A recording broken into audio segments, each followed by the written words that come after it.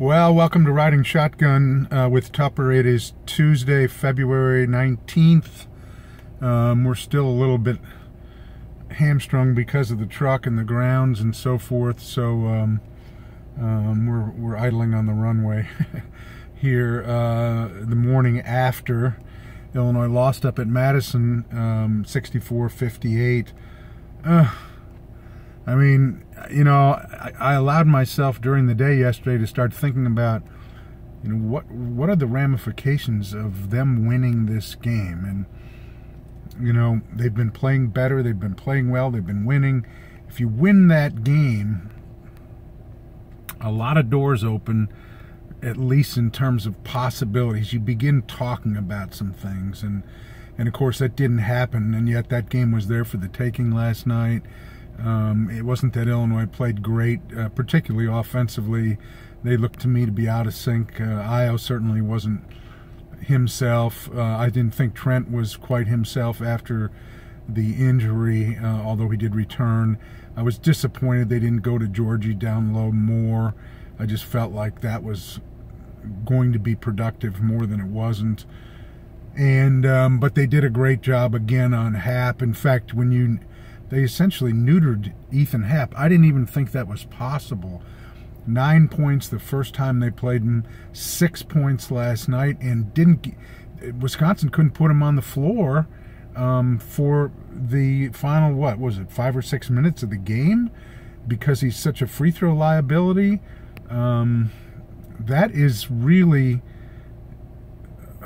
something for pause if you're a Wisconsin fan and wondering about that program. But I was wondering about that program too, because I admire that program. I think when you think about consistency in college basketball, you know, you obviously think about Duke, and you think about, I suppose, you know, Kentucky and Kansas and Michigan State and North Carolina, whoever you want to think about.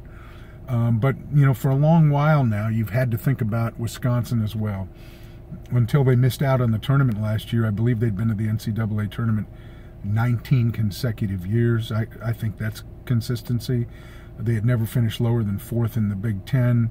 That's consistency. They were in the Final Four 2 years in a row. Not long ago, that was in the Frank Kaminsky and Sam Decker years. They played for the national championship. Man, those things are admirable. And so you look at Wisconsin, how do they do it? I mean, I've been to Madison a million times. It's not automatic that you can recruit to that place. It's really wintry. It's not everybody's cup of tea, and yet it's a beautiful campus. But you know, under Bo Ryan, they came up with a formula, and they developed a style of ball that's difficult to play against for everyone. It's hard to prepare for, particularly on short notice. That deliberate style, that ball movement style, very effective.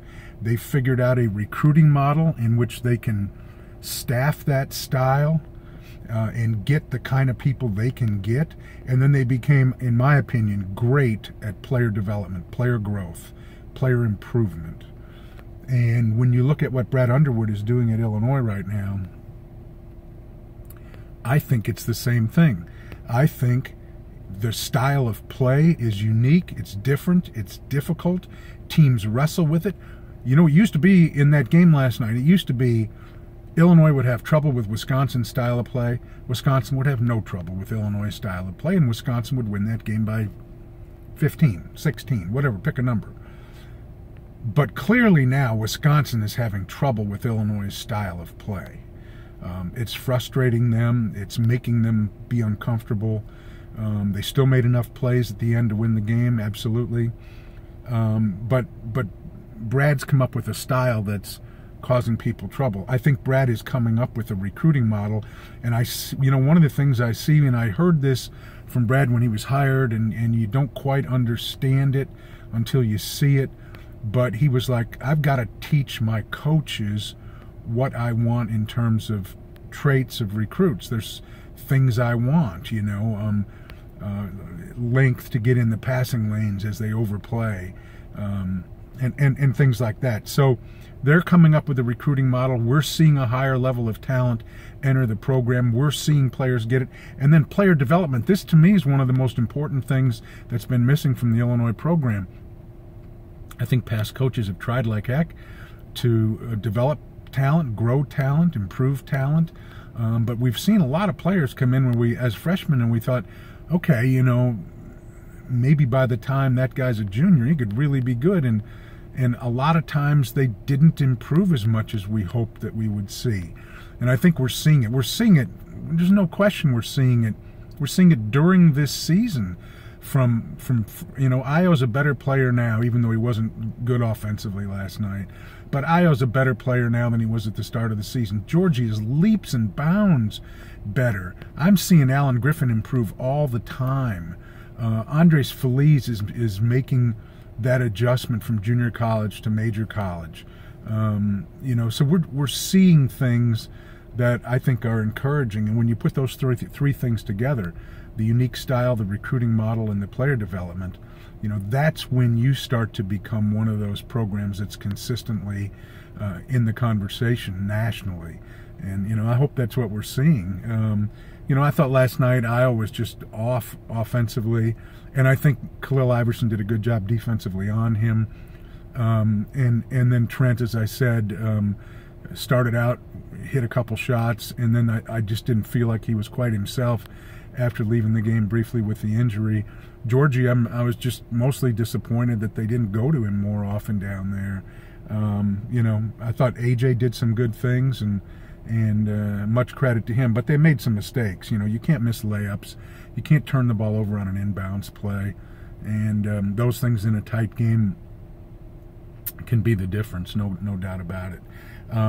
I saw this morning Ken Palm, in his team rankings, he has Illinois 63 right now. You know, you look at the Big Ten. How good is the Big Ten? The lowest ranked team of the 14 in the Big Ten is Rutgers at 85. Okay, this is out of more than 300 teams. And by comparison, the highest rated team in the Missouri Valley is Loyola at 125. So, I mean, Illinois is getting ready to play Penn State. You think of Penn State, oh, you know, they're a bad team. I heard them say that last night on Fox Sports 1.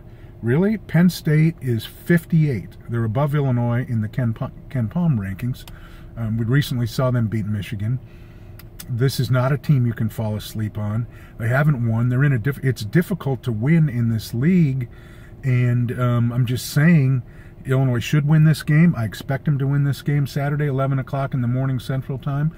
But don't fall asleep on Penn State. They play really hard. And just as we noticed from Rutgers, you know, that was an overtime game. Rutgers has got talent. They're young, but they're a talented team. So, you know, that one last night, it just, you know, a couple more plays and a couple less mistakes.